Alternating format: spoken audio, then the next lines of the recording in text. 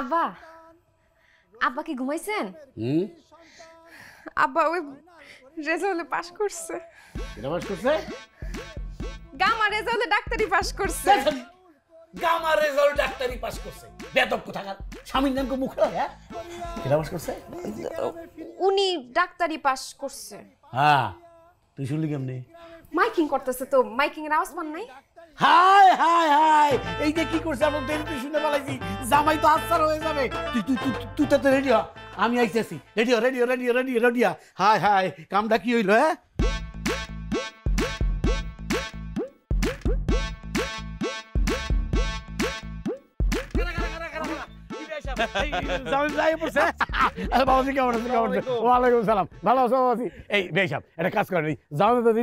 আমাদের বাড়িতে যান। আরেকদিন যাবেন আপনি দাঁড়ান, আপনাকে মিষ্টি খেয়ে যায় মিষ্টি খান আর বিকাল বেলা বাসায়। ডাক্তারের আগমন শুভেচ্ছা স্বাগত, ডাক্তারের আগমন শুভেচ্ছা স্বাগত।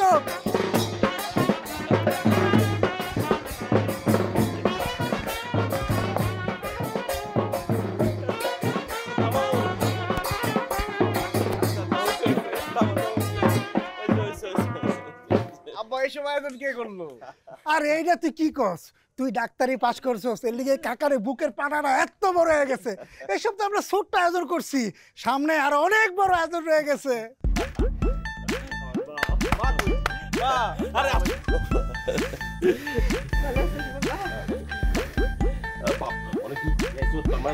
অনেক কিছু রান্না বান্না করছে। বাজাও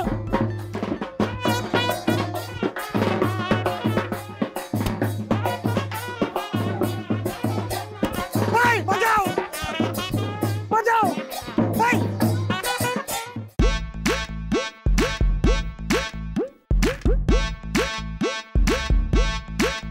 বিকালবেলা বাজার সারা গ্রামের লোকজন কিন্তু এইসব দরকার কি ছিল আব্বা? তুমি আইছো না, আবার কি আনছো? বাজার এই যে ফল দেখায় ফেলো, খাওয়ার পরে ফল খাওয়া ভালো। ঠিক আছে।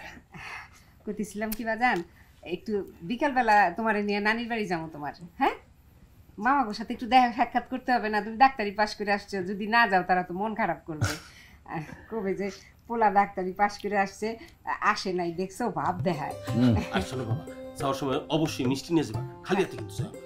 তুমি বললা বিকেল বেলা লোকজন আসবে দেখতে, আর মা বলতেছে নানা বাড়ি যাইতে, মামাদের সাথে দেখা করতে। কয়টা করবো? ঠিক আছে সন্ধ্যা দিয়েছে। হ্যাঁ হ্যাঁ সন্ধ্যার সময় যাবো না, বিকালে সব লোকজন দেখা করে গেলে পরে। এই আপনাদের এই আমানত। হ্যাঁ আমি এতদিন আপনাদের আমানত পাইলা পয়সা রাখছি, এখন আপনাদেরকে দিয়ে গেলাম, আমার দায়িত্ব শেষ। এখন আপনারা ভালো দিন দেখা আপনারা বিয়ে পড়াই দিন। হ্যাঁ এই ভাই সাহেব ওরা একটু ঘরে নিয়ে যান। এসে ভাই খালি শিখা, যা যা যা ভেতরে যা ভেতরে যা। শোনেন ওরা হাতে কলমে রান্না করে কাজ শেখাবে, যান। আরে না ভাই সাহেব, কাজ করার লোক তো আছে, ওই যে পাশের বাসার গফুরের মা সব কাজ করে দিয়ে যায়, ওর কোনো কাজ করতে হবে না। আরে সে তো বাইরের লোক, ঘরের লোক থাকতে বাইরের লোক কাজ করবে কেন? এসে এই যা যা যা যা শাশুড়ি পাখি করে সাহায্য কর, যা যা যা নিয়ে যান। বাবাজি জি এটা মানিজ্যতের ব্যাপার হয়ে গেল। কেন ভাই কি হয়েছে?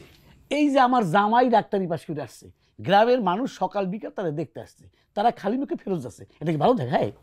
আরে না, আপনি ভুল বুঝতেছেন। বাইরে হানি পাচ্ছে, সবাইরে ও মিষ্টি খাওয়াইতেছে। আমার জামাই ডাক্তারি পাশ করে আসছে, শুধু মিষ্টি থেকে হয় নাকি? আর মিষ্টিতে হয় না, গরু গরু গরু গরু কেটে খাওয়াইতে হবে। আমি একটা বড় দীক্ষা বলদ নিয়ে আসতেছি, এইটা জবাই কইরা গরুর মাংস গ্রামবাসীর খাওয়াবো, খাইবো আবার লইয়াও যাবে। না না, এখন এইসবের দরকার নেই, পরে অনুষ্ঠান করে গরু জবাই করে খাওয়াই দিব। অবশ্যই খাবে, এখন গরু খাবে আর বিয়ের সময় উট খাবে। যাই সাহেব, আমার মেয়ের বিয়ের সময় আমি উট কাইটা মানুষের খামু, আমি কিন্তু উট ছাড়া আমার মায়ের বিয়ে দিব না। আমি যাইতেছি, আমি বলটা নিয়ে আসতেছি, আপনি জবাই করার ব্যবস্থা করেন, আমি আসতেছি। শোনেন, ডাক্তার সাহেব মাত্র আইছে, সে এখন রেস্ট করবে, তারপর হচ্ছে এক এক করে রুগী দেখবে। এখন কিন্তু সে রুগী দেখতে পারবে না, তারা এখন বিরক্ত করা যাবে না। আসসালামু আলাইকুম চেয়ারম্যান সাহেব। ওয়ালাইকুম আসসালাম। কি ভালো আছেন সবাই? কই জয়নাল মিয়া, কই? হেই জয়নাল মিয়া, আরে মিয়া মাইকিং করে পোলা তোমার আইসে তুমি মাইকিং করে সবাই দাওয়াত দাও, আমাকে দাওয়াত দাও না, কিন্তু আমি তো আয়া পড়ছি। হ্যাঁ, ওয়ালাইকুম সালাম। আরে বাপরে বাপরে বাপ, তো ডাক্তার হয়ে আসে না, একদম রাজপুত্র হয়ে ফেরত আসছে। বুঝতেছি, মাশাল্লাহ মাশাল্লাহ। এই যে দেখছেন তো কত ভালো একটা ছেলে, আমাকে জয়নাল মিয়ার ছেলে। হ্যাঁ, গ্রামবাসী কি শোনেন, ও যখন ঢাকায় এই ডাক্তারি পড়াশোনা করতে গেছে, এই গত 6 বছর আমি কিন্তু একদম নিয়মিত তার খোঁজ খবর রাখছি। হ্যাঁ, রাখছি না? বড় ভালো ছেলে। তার জন্য সবাই একটু মন খুলে দোয়া করেন। হ্যাঁ, দেখেন এটা আমাদের কত বড় গর্বের একটা বিষয় যে আমাদের গ্রামে এমন একজন আমরা পাইছি, একটা ডাক্তার, MBBS পাস ডাক্তার, যেটা কিনা অত্র ইউনিয়নে এখন পর্যন্ত আর একটাও নাই। হ্যাঁ, এইটার জন্য আমি অবশ্যই এই জয়নাল মিয়ারে একটা ধন্যবাদ দিব যে সে তার ছেলেরে এত বড় শিক্ষায় শিক্ষিত করছে। তো বাবাজি, ওই তুমি এখন কি চিন্তা ভাবনা করতেছো, মানে কোথায় বসবা টসবা, রুগী দেখবা?